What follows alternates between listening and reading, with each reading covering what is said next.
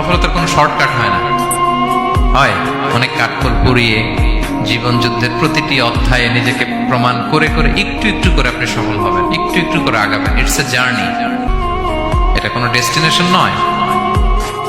এবং সফল হওয়ার পথ পরিক্রমায় কোনো লিফট নেই, সিঁড়ি বেয়ে উপরে উঠতে হয়।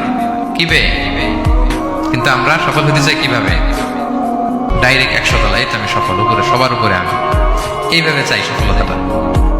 সবার উপরে উঠে যাব, গোল্ড মেডেল গলায় পরাই দিবে, আমরা সাকসেসফুল না। সফলতার রাস্তায় কোনো লিফট থাকে না। কি দিয়ে উঠতে হয়? সিঁড়ি বেয়ে ঘাম জড়িয়ে উঠতে হয়। দেখেন, শুধু আলোর মুখ দেখার জন্য মায়ের পেটে আমাদের কত সময় লাগছে বলেন তো? জাস্ট একটু লাইট, হ্যাঁ, 9 মাস 10 মাস সময় লাগছে শুধু একটু আলো দেখবো আমরা। একটু আলোর মুখ দেখার জন্য আমার লাগছে 9 মাস। আর এখানে আমরা শর্টকাট খুঁজি, খালি কি খুঁজি? সফলতার কোনো শর্টকাট নেই। অল্প এফোর্টে যারা সফল হতে চায় এরা কোনোদিন সফল হয় না। ইউসুফ আলাইহিস সালামের জীবনে